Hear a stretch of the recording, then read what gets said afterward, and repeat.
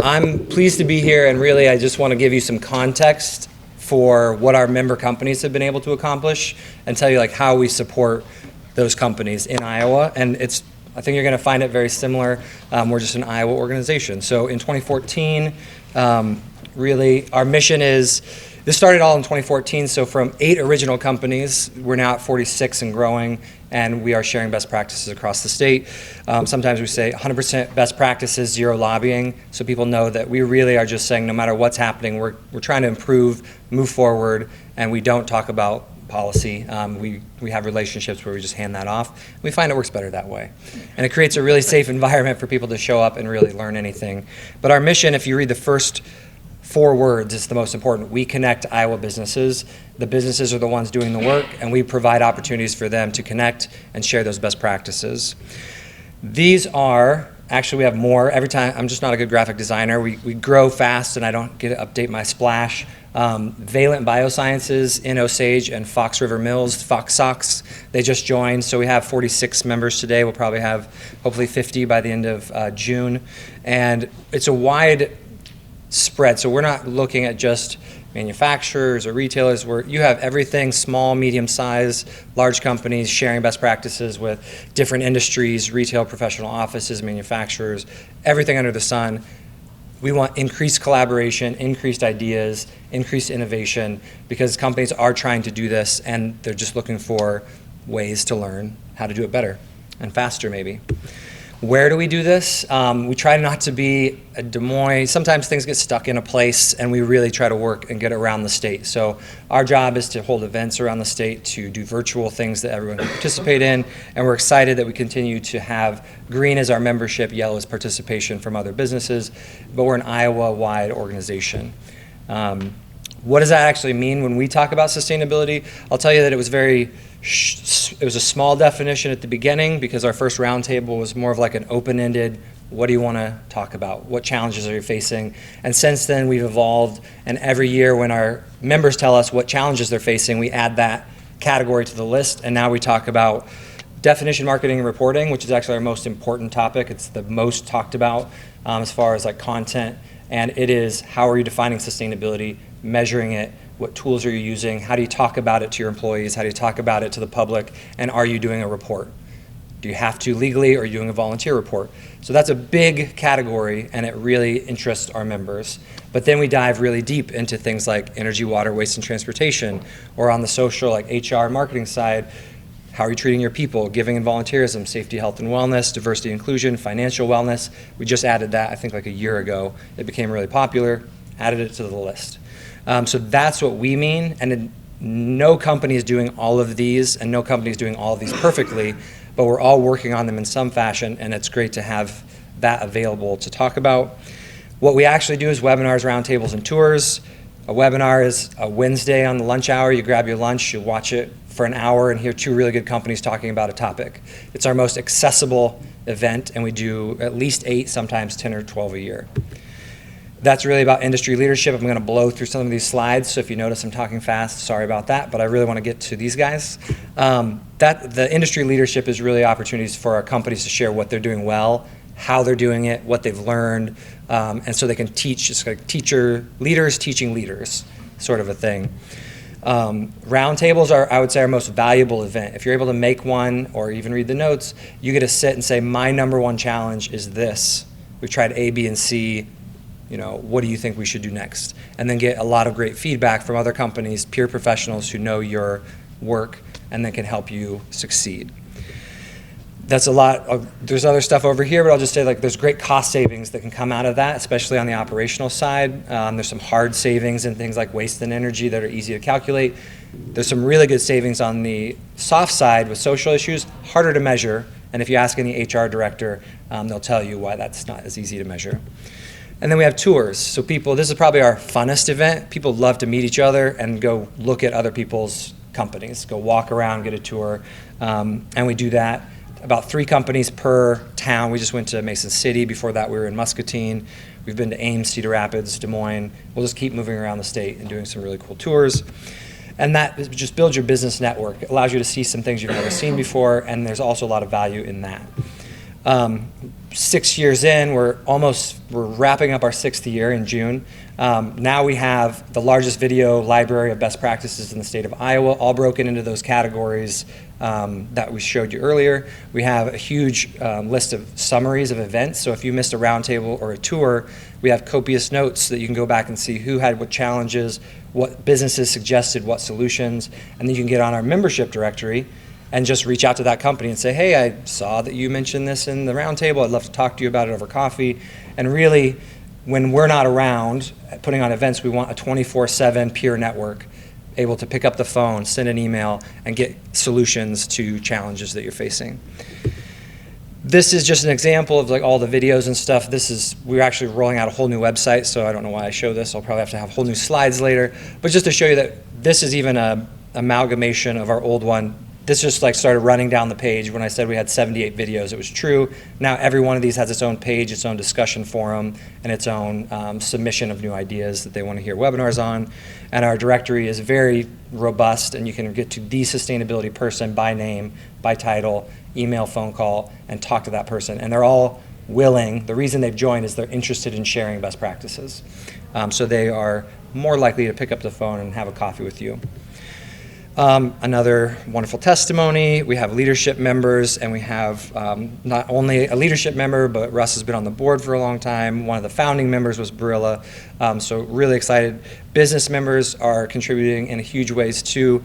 Ron has given us tours of his facility, taken us up on his roof even to see his solar panels, and done, I believe, an in-person presentation at one of our roundtables. So everyone they're really engaged, and we're grateful that our companies basically are opening their doors and saying, we want to share because we want to get better, and we know other people are going to share because they want to get better. So with that, you can check out iowasbf.org, but I really want to turn it over to Russ and Ron. So give Russ O'Rourke a round of applause. Thanks, Adam.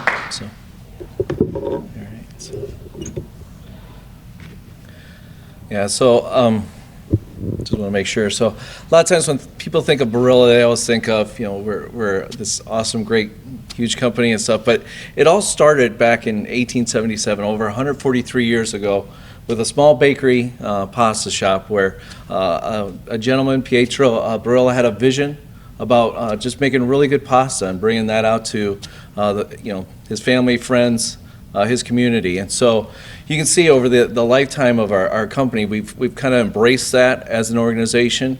And again, you can kind of see that vision. And a lot of that has to do with not only just looking at today's needs, and the immediate challenges, but also looking at future. And a lot of that ties into the sustainability. So when you think about Barilla too, one of the key things that you'll hear us talk about a lot of times is good for you, good for the planet, good for the community. And so it's kind of this, ever-evolving circle where we're always looking at the life cycle of not only our product, but also how we impact the community, the people, our consumers, and us as well. So you can kind of see on the graphic there, all the different things that kind of go into this. Also with this, again, it all goes back to the food too. We want to make the world's greatest food. So it's always in not only just making it taste well, but also improving the nutritional content, making sure it's tasty, safe, and contributes to a balanced diet.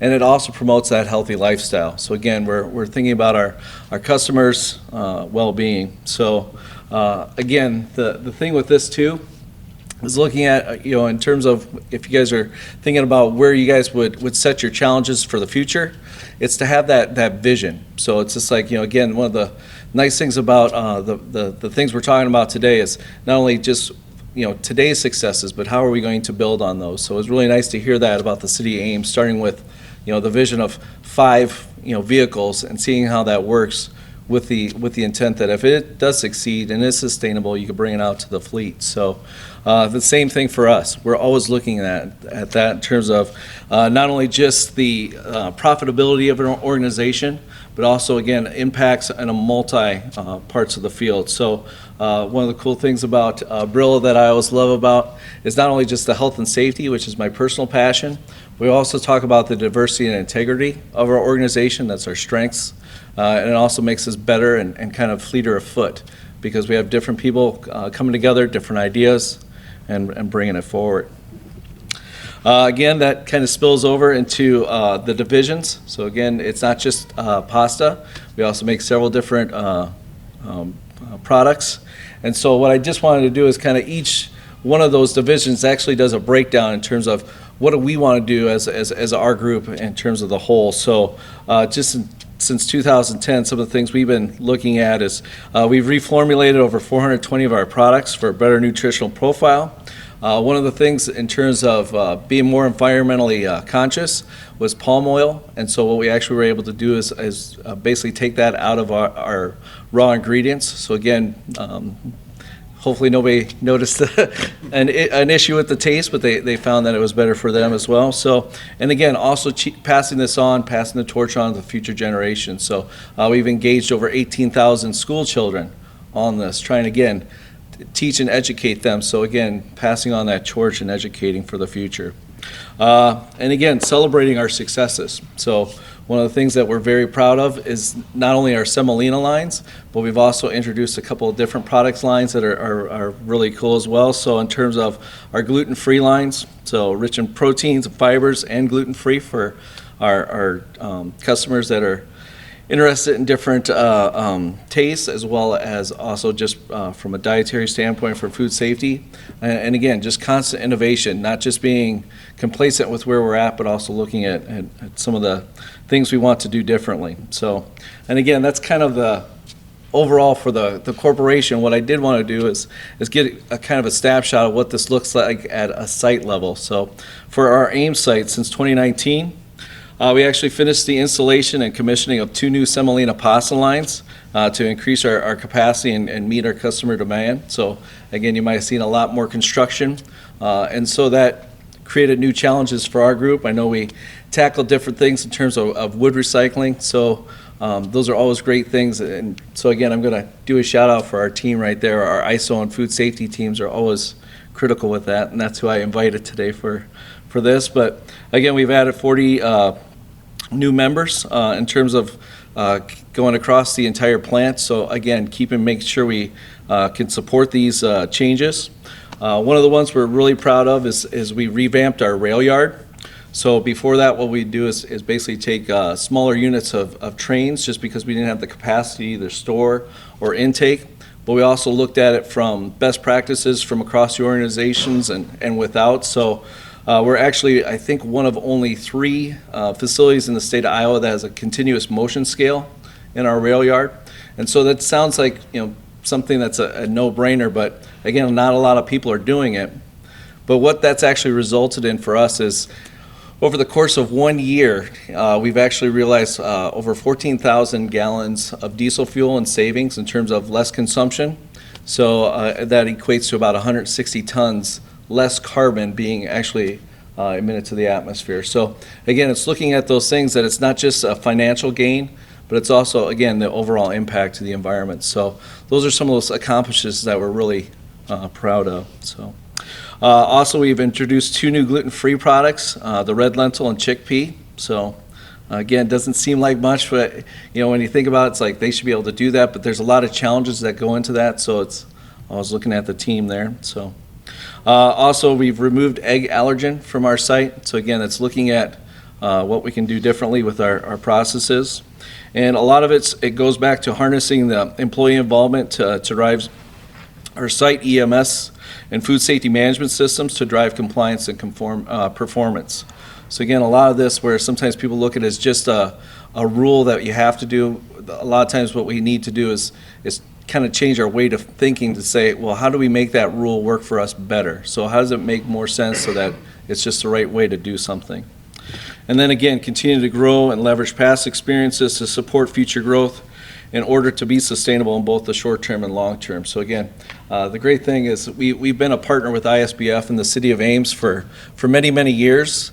And it's one of those things where every time we come to the different meetings and get to meet and kind of interact, there's different ideas. It's always that brainstorm that's always going. So even as I was sitting there, it's like there's little popcorns going off where it's like, okay, we got to get back with that group. So that's one of those things where hopefully this is something where we can continue to springboard and, again, basically cross-pollinate ideas and continue to grow. So So with that, I'll hand it over to, yeah, because that's on my slide. So, so thank you. So.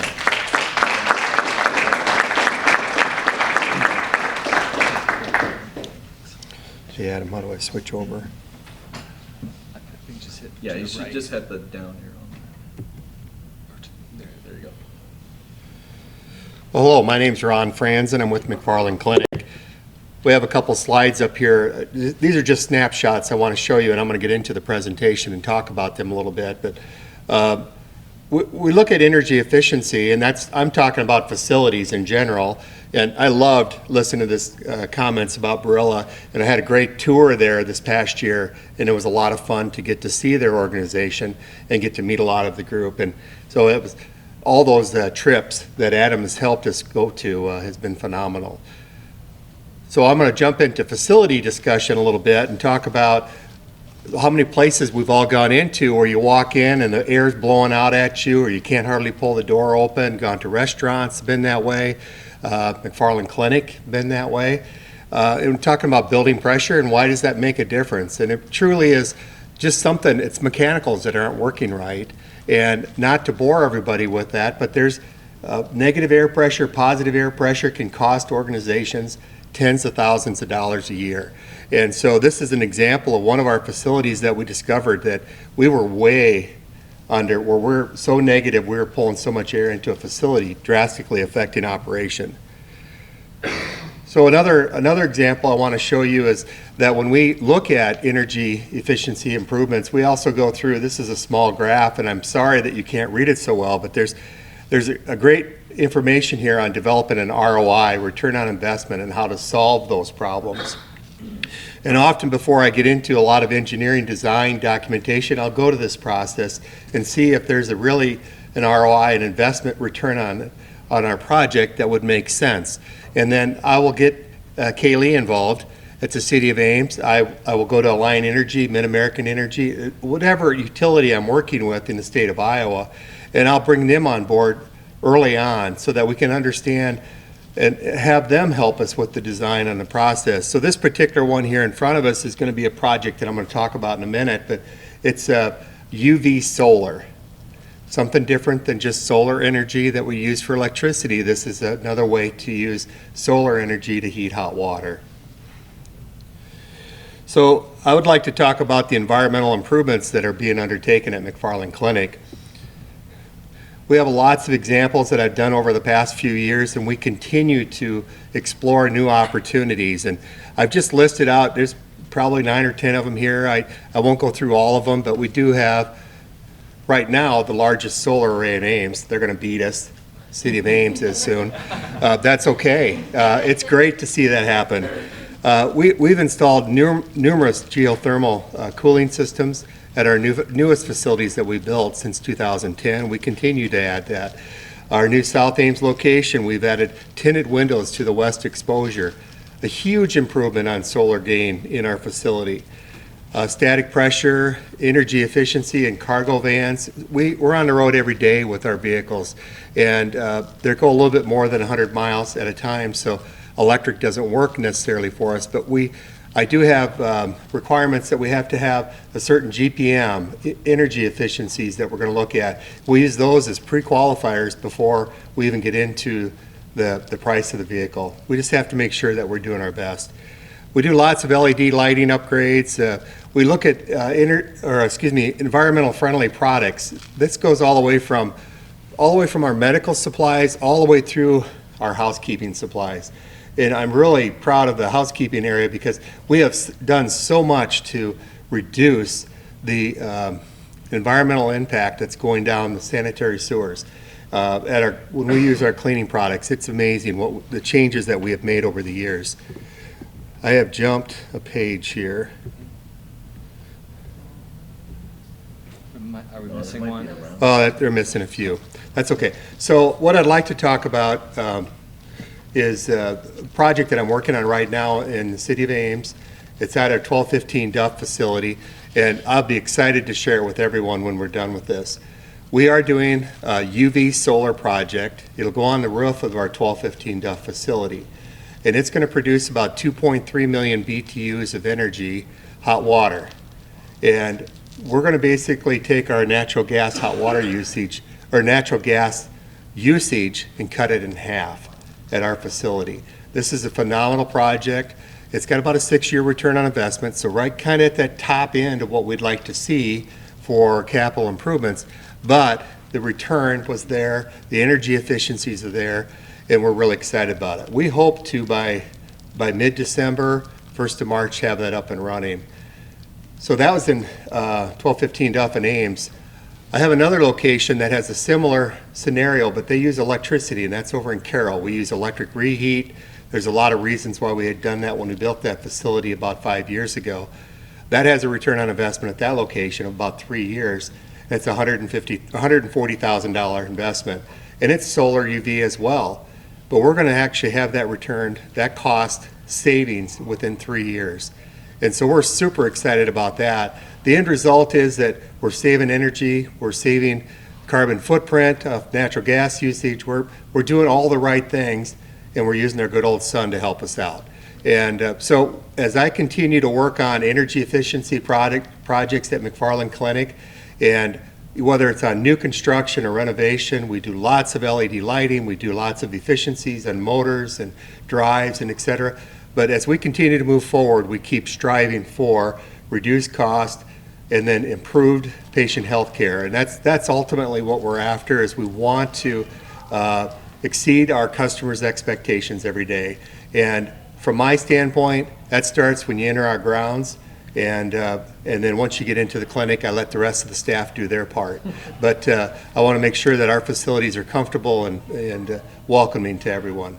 So that's just a summary of what's happened. But this all of this is stuff that I've been working on for 20 years in my career, 25 years. But Adam's made me really feel like I need to get out and explain or talk about what it is you can do, how you can do it. And I just offer myself as a resource to consider. There's lots of opportunity outside, and it's so much fun thinking outside the box because we do get ingrained in what we're doing every day, but we do have to step back and say, how can we do it better? And so that's what's fun, and that's what I learned so much from this group as well. So thank you.